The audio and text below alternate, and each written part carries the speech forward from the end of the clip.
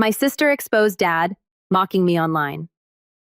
Then the internet did what I couldn't. One video revealed how he treated the child. Funding his life and the fallout was worse than anything I could have planned. I'm Alex. I'm 27, and for the past few years, I've been working as a full-time streamer.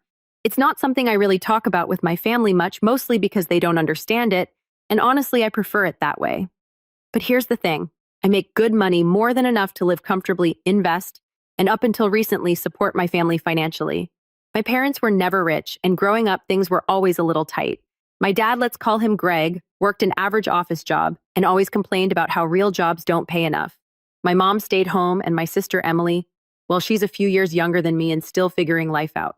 I don't blame her for that, but what I do blame her for is what happened a few nights ago. See, ever since I started making real money, my dad's attitude toward me has been weird. He's never directly acknowledged my success, never asked how I make a living, and certainly never treated me like an adult who's capable of taking care of himself and them. Instead, he treats me like some loser who refuses to get a real job. It used to just be eye-roll-worthy comments like, "Oh, playing video games all day must be so exhausting," or "When are you going to do something productive with your life?" But recently, it's gotten worse. Last weekend, I went over to my parents' house for a family game night. We don't do them often, but every once in a while, my mom insists on quality time, so I go along with it. I figured it'd be a few rounds of Uno, some lighthearted bickering, and maybe a home-cooked meal if I was lucky. Instead, it turned into a night of subtle and not-so-subtle jabs at me. It started small, my dad making fun of how I sleep in all day. I just work late. Then my sister chimed in about how I never really grew up. Eventually, my mom started reminiscing about how I used to have such big dreams when I was younger, as if I were some tragic disappointment. I tried to brush it off for the sake of peace. I've been dealing with this for years, and honestly, I've been over it. But what I didn't know was that Emily had been recording parts of the night on her phone, and 2 days later, she posted the video. I wasn't even looking for it. I was just scrolling through Instagram when I saw a notification that she had posted a story. I tapped on it without thinking, and there it was, a shaky, low-quality video of my dad sitting back in his chair, drink in hand, saying, "I swear Alex has the easiest life on earth, plays his little games, talks to nerds all day, and somehow pays rent. He could be homeless in a year and not even see it coming." Then laughter, my sister's, my mom's, even my uncle was in the background chuckling.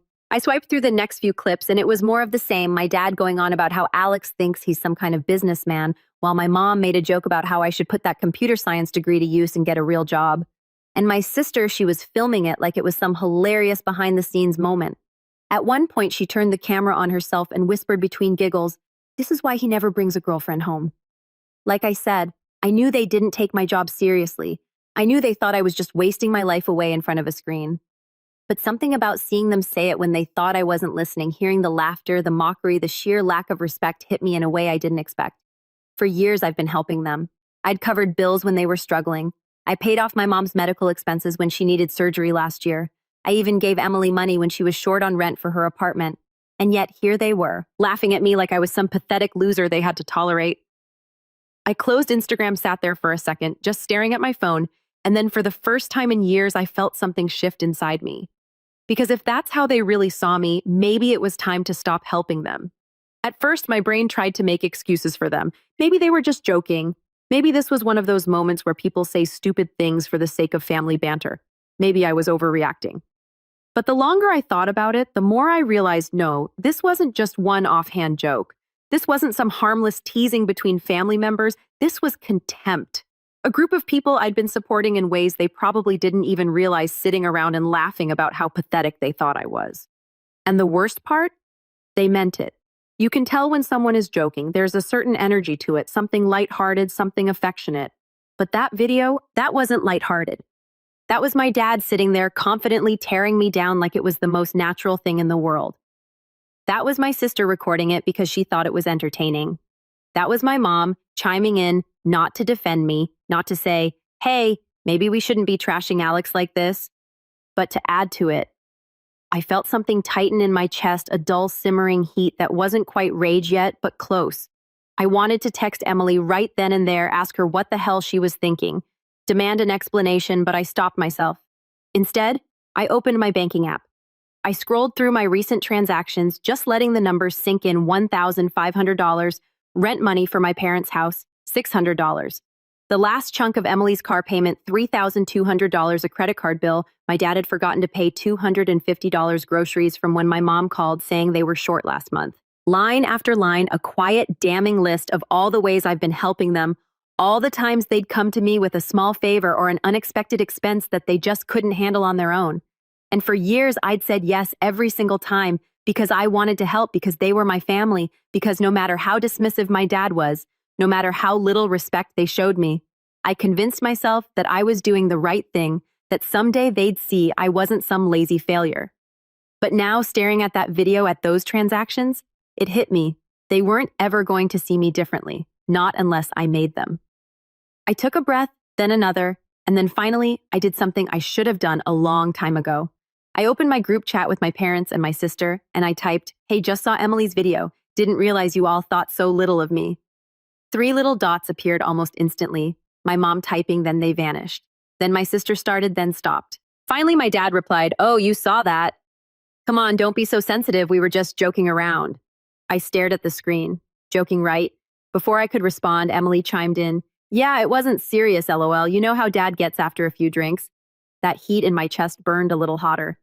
"Funny, I don't remember it being a joke when you needed money for rent last month." Another pause, longer this time. Then, "Dude, seriously, you're mad over a stupid video." I clenched my jaw. This wasn't just about the video. It was about the years of disrespect, the years of being treated like some kind of joke, even while I was the one making sure they could pay rent, keep the lights on, buy groceries. And they still didn't get it. So I typed one last message.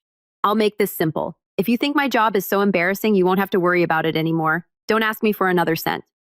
Then before they could respond, I muted the chat. And for the first time in years, I felt something like relief. Of course, I knew this wasn't over, not by a long shot, because if I knew anything about my dad, it was that he never handled losing control well, and I'd just taken away his favorite safety net. I had a feeling the real fallout was about to begin. The first few hours after I muted the chat were eerily quiet. No messages, no frantic apologies, no desperate attempts to argue. For a brief, stupid moment, I almost thought maybe they got the message, maybe they finally understand. Then around 9 p.m., my phone lit up, Dad calling.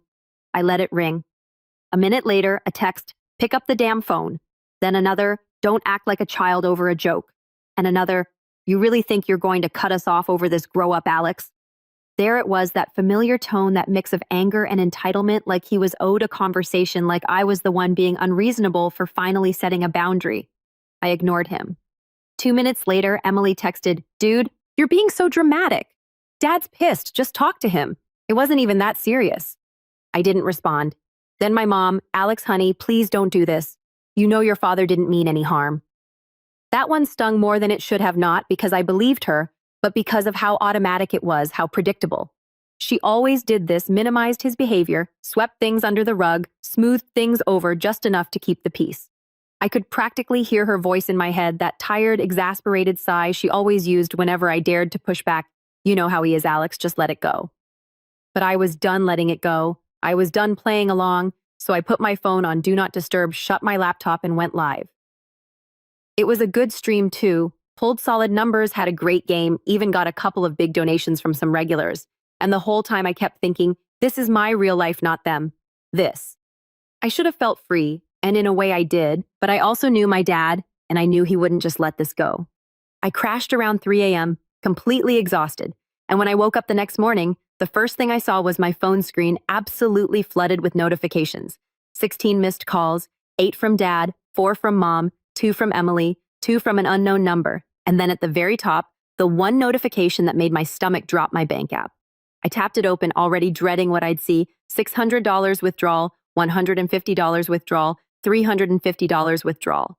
I stared at the screen, my brain taking a second to process what I was looking at before the realization hit me like a freight train. They took money from me.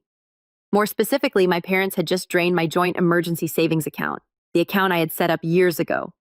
The one I created back when they were struggling, when I still thought I could trust them, when I was naive enough to believe that helping them would make them appreciate me.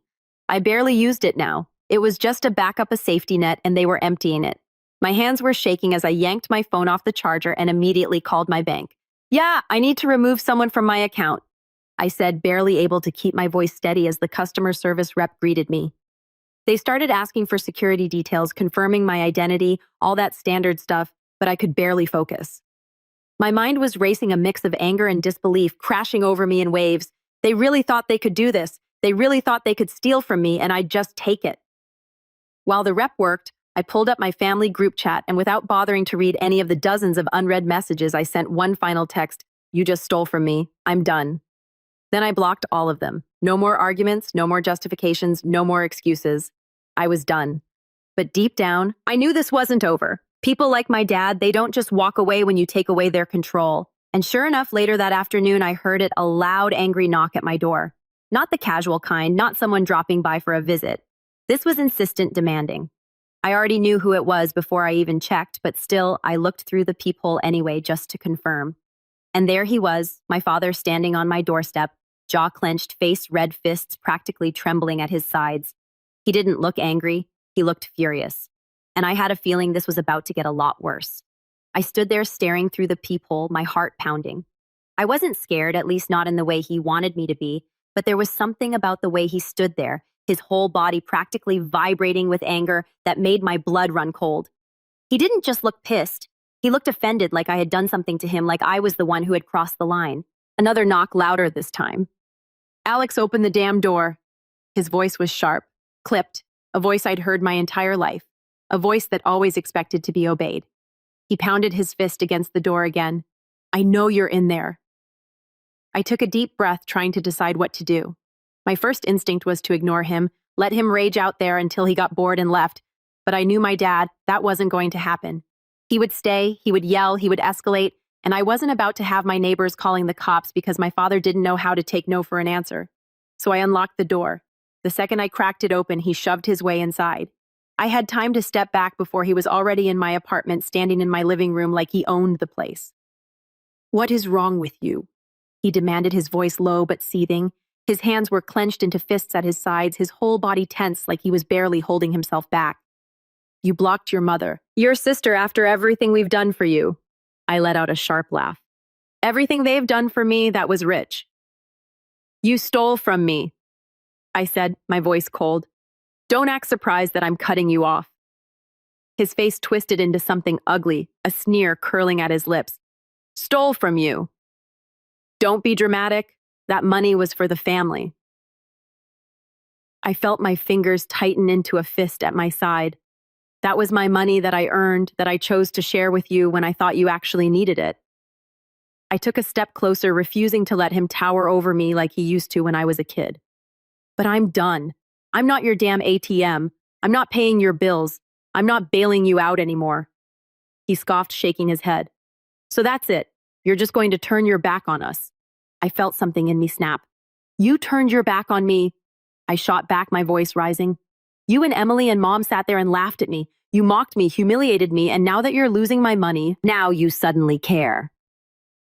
He rolled his eyes, letting out an exasperated sigh like I was the one being ridiculous.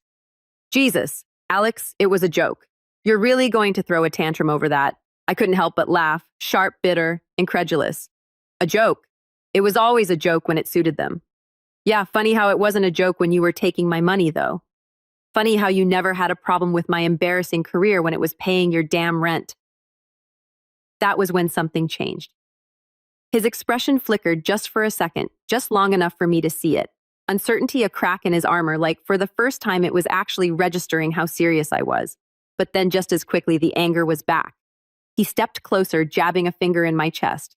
"You wouldn't have that money if it wasn't for us," he spat. "We raised you, we supported you. You wouldn't be where you are if we hadn't busted our asses putting food on the table for you." I let out a breath, shaking my head. "And I paid you back 100 times over. I took care of you. I covered your bills, I gave you everything I could, and it was never enough for you." I locked eyes with him, my voice turning ice cold. "But I'm done.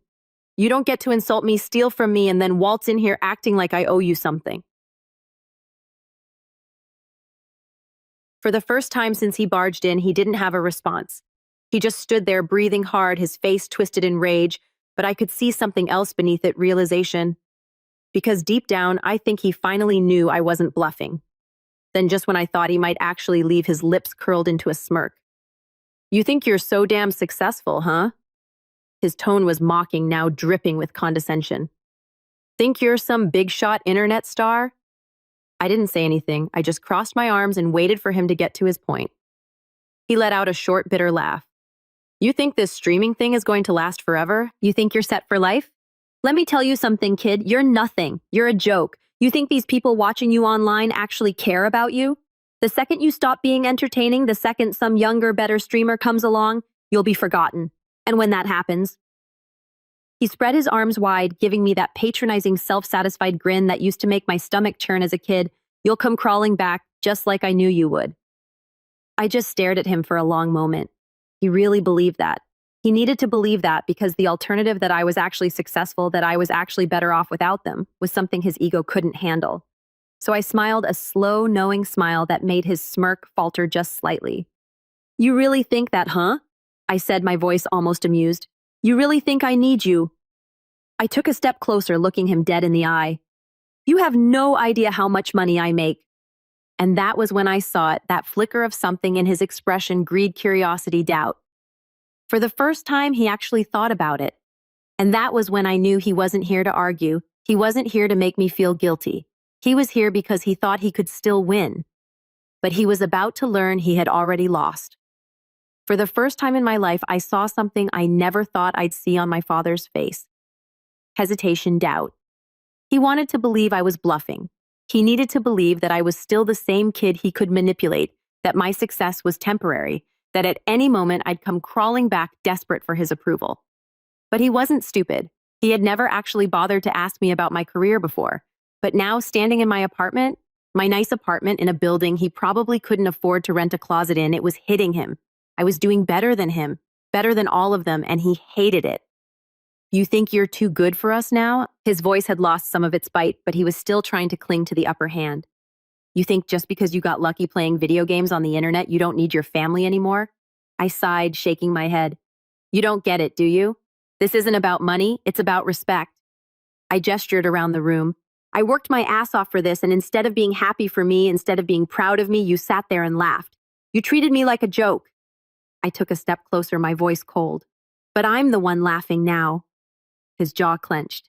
You think you'll be laughing when this all falls apart, because it will fall apart. And when it does, don't come crying to us. I tilted my head, studying him. That's funny because I was about to say the same thing to you. He scoffed, but I saw the flash of uncertainty in his eyes. I let the silence stretch between us before I finally spoke again. You need me, I said simply. Not the other way around. His face turned red. He opened his mouth to fire back some half-baked insult, but then his phone buzzed. He pulled it out, glanced at the screen, and his scowl deepened. I smirked. That mom asking if you got me to change my mind? His grip on the phone tightened. Bingo. I crossed my arms. Let me guess. Since I cut you off, the bills are stacking up. You've got debts. Maybe mom's been hounding you because suddenly there's no money coming in to save her from herself. Maybe Emily's panicking because she lost her safety net. I let my words sink in before I delivered the final blow. How does it feel, Dad, knowing that the embarrassing failure is the only reason you weren't drowning? His breathing was heavier now, his whole body tense with rage, but he had nothing to say because he knew I was right. I walked to the door and opened it wide. Get out. He didn't move. He just stood there staring at me like he couldn't quite believe this was happening, like he still thought there was a way to turn this around. You're making a mistake, Alex, he finally said, voice low. Family is all you've got. I held his gaze. That's where you're wrong. For the first time in my life, I wasn't afraid of him. I wasn't seeking his approval. I didn't care what he thought, and that scared him more than anything.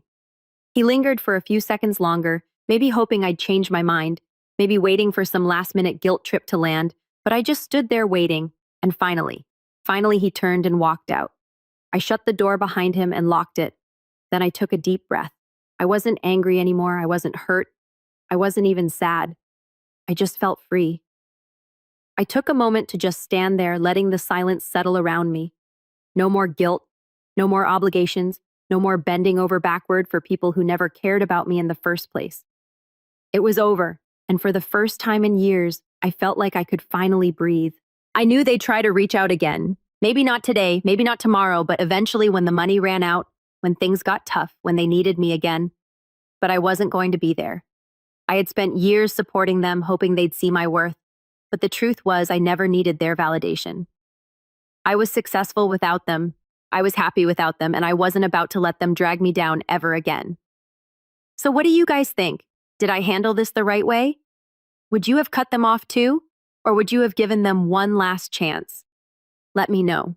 Because honestly, I've never felt more sure about a decision in my life.